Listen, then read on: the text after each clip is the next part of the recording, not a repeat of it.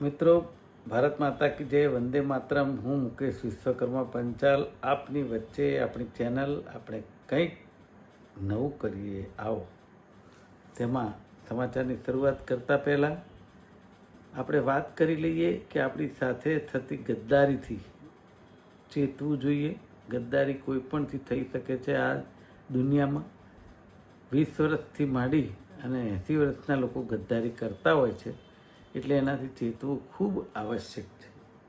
સમાચારની શરૂઆત કરીએ તો 5 મુદ્દા છે.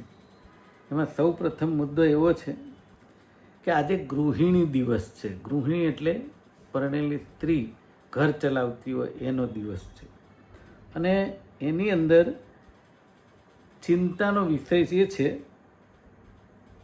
કે ગૃહિણીઓમાં આત્મહત્યાનું પ્રમાણ વધ્યું છે અને દરરોજ 5 મહિલા જીવન ટૂંકાવે છે.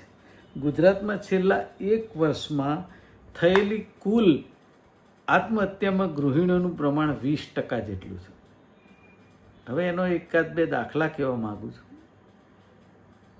કે એક તો જે રીતે કાયદાની જે બારીઓ છે એની અંદર ગૃહિણીઓ ધારો કે ન્યાય માગવા માટે કેસ કરે. ધારો કે હું એક 498ની કલમનો દાખલો આપું. કોઈ સ્ત્રી હોય, એના સાસરિયાએ ત્રાસ આપ્યો હોય અને એણે ફરિયાદ દાખલ કરી હોય અને પછી એના સાસરિયા રૂપિયાવાળા હોય, હાઈકોર્ટમાં જાય, ક્રોસિંગમાં ફરિયાદ કરે અને એ ક્રોસિંગની ફરિયાદમાં એ જે દીકરી હોય એને ખબર જ ના હોય અને એક તરફે દીકરીને કોઈ પણ જાતની જાણ કર્યા વગર જ્યારે કોર્ટમાંથી ઓર્ડર થઈ જાય ત્યારે એ હાઈકોર્ટમાંથી જે ઓર્ડર થાય છે, હવે એ નામદાર હાઈકોર્ટ કઈ રીતે કરે છે આપણે તો એની આંટીઘૂંટી ખબર નથી, પણ એ સ્ત્રીને ખબર પડે ત્યારે એને મનની અંદર હર્ટ થતું હોય છે ને કેટલાક કિસ્સા આવા બનતા હોય છે.